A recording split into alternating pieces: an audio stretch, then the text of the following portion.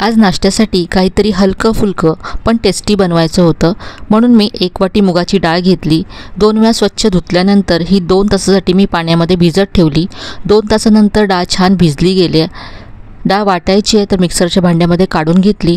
यामध्ये हिरवी मिरची, आलं, कढीपत्ता घातला.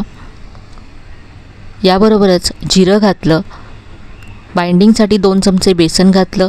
कुरकुरीतपणासाठी 2 चमचे रवा घातला. चिमूटभर साखर, 2 चमचे दही यामध्ये घातलं. पाणी घालून हे वाटून घेतलं. चवीप्रमाणे मीठ घातलं आणि अगदी चिमूटभर बेकिंग सोडा यामध्ये घातला. सगळं छान व्यवस्थित एकजीव करून घेतल्यानंतर याचे मी उत्तप्पे बनवून घेतले. डाळ जर आधी भिजत घालून ठेवली तर अगदी 15 मिनिटांमध्ये हा टेस्टी नाश्ता तयार होतो.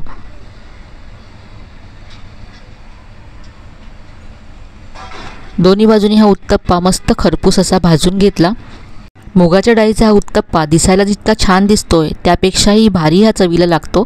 नक्की करून पहा. रेसिपी आवडली असेल तर व्हिडिओला लाईक करा, शेअर करा आणि चॅनलला सबस्क्राईब करायला विसरू नका.